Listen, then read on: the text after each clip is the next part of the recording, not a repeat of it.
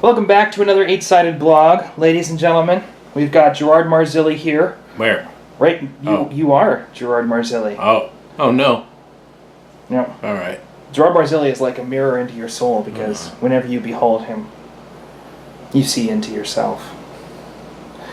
And this has been kind of a low-key week for us with regards to Declassified. We got all the effects done on the last episode. I think they turned out pretty awesome. Mm-hmm. I think you guys are going to see tomorrow. I think it's pretty good. I think we came up with... You haven't seen it yet because we're in the past before it's been released. Yes. We've seen it. You haven't seen it. Right. By the time this video gets released, it'll be the most recent episode. Because you're in the future. You're so lucky that you get to be in the future. So this week was we had a good rehearsal. I think we made a couple of discoveries about how the show is going to pan out and how Wick's arc flows. We're beginning to wrestle with Wick's long-term health issues, and I think that's, it's just classical work. It's basic movement and voice stuff, and getting it in your body. I think we're doing a good job. And the trick, one thing I will say is, just before we get into anything else, the trick to any kind of health thing, whether it's drunkenness, whether it's some kind of ailment, the key to the whole process of acting through an illness is to focus not on the illness but on the action. Well, that's what all my theater professors tell me, and it always sounds boring and not fun. But what do they say? They say, don't play drunk, play sober. Yeah. Because drunk people play sober. Yeah.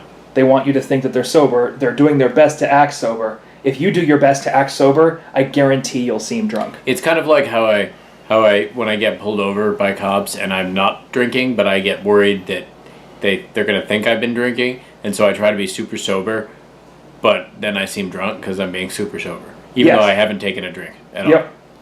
So in the case of...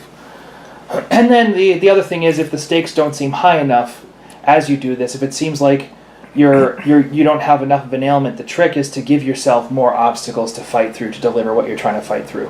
So you'll start to see that Wick is having some respiratory problems and some other issues. Yeah, exactly. Yeah, the trick is to not do that, but to focus on making sure you speak without coughing. To make sure you focus on... Okay. And these aren't directions for Gerard. I'm not directing you. No, because I would never do that.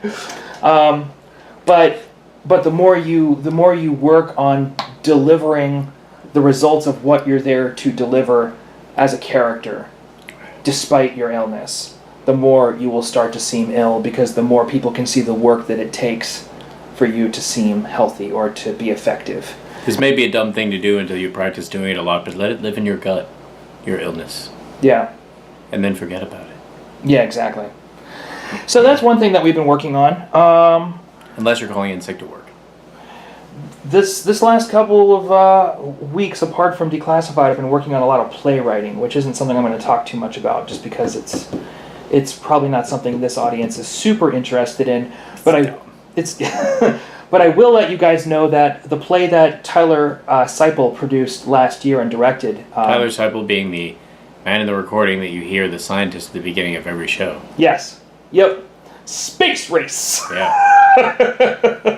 That's Tyler. Really he directed a show that I wrote called The Dream Factory and won the NoHo Fringe Best Director Award for it, which is pretty damned exciting. Anyone who's interested in checking out the play, possibly working with the material either at school or wherever you happen to be, I have published it through Lulu, and you can read about it on my Twitter at Tennyson E Stead. So if you're interested in checking out The Dream Factory, it's $2.99. Pretty small price to pay for 60 pages of ridiculous... It's not like that time that my professor in college made me pay $250 for his 150-page paperback that had a terrible binding and fell apart. No. So what's going on with you, Mr. Marzilli? What is happening in the world of Gerard, apart from being Wick Pierce? I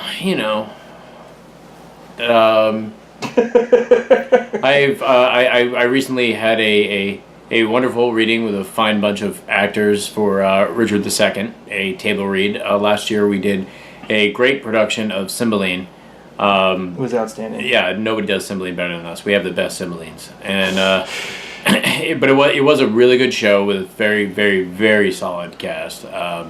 And we filled every house, and we actually made money, and everybody was able to pay the actors were able to get a little bit more money, from it, which is rarely happens in 99-seat theater.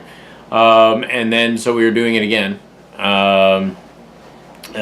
with this show, with Richard II, and so we just had an initial table read, and we'll probably be doing a show sometime around like the same time we did Cymbeline, which was late October, early November. So yeah, so that's that cool thing is going on. Very excited today to go to the theater company I'm a member of. Theater of Note is having a reading after we finished shooting here of all these one-act plays that have been submitted to us for our new event called Late Nights, which is we're going to be doing a lot of late night one-acts. Similar in some ways to our sister company Sacred Fools' is late night comedy sketches, but theirs actually go on and on in serial form. That's why they're called serial killers, whereas ours will just be one-shots constantly. An anthology series. And one of the plays submitted was by Tennyson E Stead. So, yeah, we'll see if anybody wants to do that silly play. We'll see. Turning into the LA Theater 8-sided blog. Do you have any film or science fiction related stuff you want to throw out at the audience? Do I have film or science fiction related stuff that I want to throw out at the audience? Not that theater is bad. I encourage everybody. Yeah, you know what? Fuck that. What is so important about going to theater, watching theater? What does theater do for people? There's. I know a lot of people out there like 3D because they pay lots of money for it, but it's never super pleasing.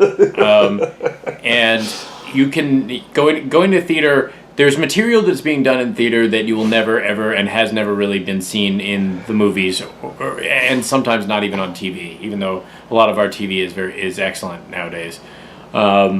It is you will get challenged in ways that you won't get challenged anywhere else with the type of material you're watching, and not challenged in a bad, scary way, but challenged in like a fun, scary way. And also, it's like going to a rock show in some ways. We all like to go to live rock shows and music shows and things like that. This is a chance to be in an audience, but also be involved with the energy of the show. Especially when you go to something like 99-seat theater where it's so intimate, and it's not a huge Broadway house. You are down there connected with it.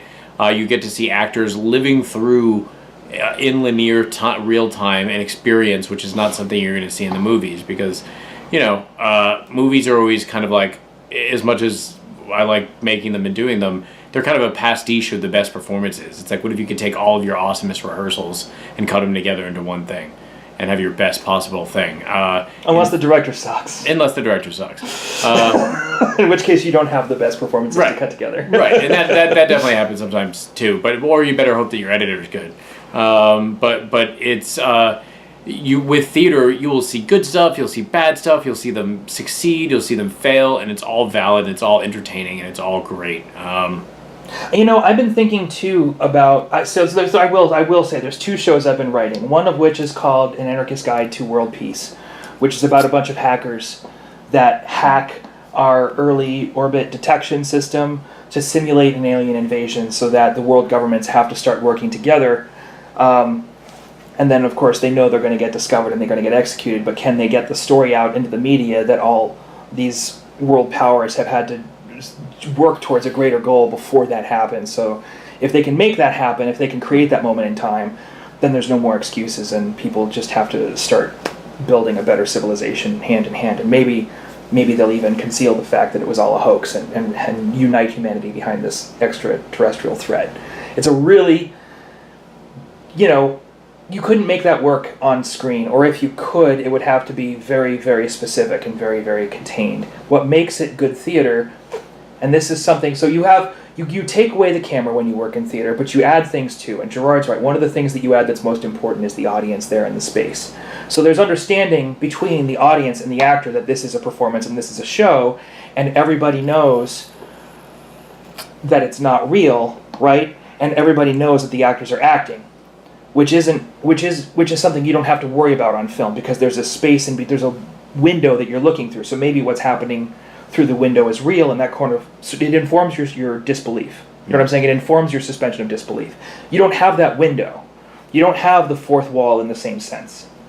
So, how, as a creator, and this is a question actors struggle with all the time, and I think we're kind of getting into a golden age of theater where playwrights are beginning to really wrestle with this question as well. How do you use the fact that the audience is there and they know it's a show to heighten the stakes? How do you use that to enhance the storytelling instead of fighting the storytelling? And that's been a question that has plagued theater since the invention of television, I think. Yeah. And I think we're just now getting into an age where playwrights have a really solid sense of how that relationship works and how you can use it to create a more urgent show instead of a less urgent show. And for me, and that creates a storyteller relationship between the actor and the audience. And there's a lot more theater that's really pushing that relationship forward now than there ever has been before, I think. And again, going back to one of my favorite, and my absolute favorite modern playwright, Megan Brown, who is a friend of Gerard's and mine, or at least you saw Pliant Girls. Yes, I did. Yeah, I She's don't great. know her too well. You know. Yeah, Tyler knows her, and Tyler directed a show of hers, and that's how I got to know her. But she's so good at understanding the boundary of what her audience is willing to accept from the actors, and then playing with that boundary and having the actors acknowledge that it exists, and still moving forward and using it to create a sense of magic within the story and a sense of storytelling, and I think that's really, first of all, it brings us back to Shakespeare, because Shakespeare did that all the fucking time. He absolutely did, with his monologues to the audience and all the other shit that he was doing. He was really aware of this, and we sort of lost track of it for like 500 years. Not that long, but six. So like 3,500 years. And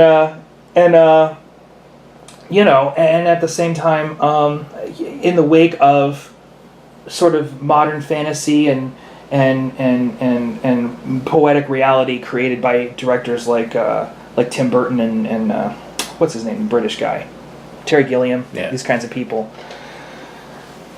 I think a generation of playwrights has grown up that really understands how that works. Yeah. And I think we're seeing a lot more cool stuff in that regard. I don't know. That to me is worth taking the time to play with. That makes theater to me really worthwhile, and it's an experience you can't have anywhere else, where you have a team of storytellers. And I'm going to stop ranting. I'm literally looking at Gerard, looking at me, being like, "When's Tenny going to shut up?" And that's all you're seeing. Can we be in the Spaceman now? Okay. Enough! Shouldn't have talked about theater. Yeah. All right. Well, you know what? If you guys enjoyed this video, please give us a thumbs up. Yeah, show them that's where the thumbs up is. The subscribe is, yeah, exactly. The subscribe is over here. That's where the subscribe now it's here? It used to be here. Yeah, I maybe I was confused. But that's where was I pointing to the wrong button the entire time? I think I did that. That was my mistake. That's where the subscribe is, but the thumbs up is where you were pointing earlier. The thumbs up is on the other side. Yeah, give us a thumbs up. And Declassified is in production and being released as we speak. So pay attention to 8-Sided Films on YouTube if you'd like to see more of Captain Wick Pierce. Any last thoughts, Gerard? Bye. No, that's it. See you in space. See you in space. Bye-bye.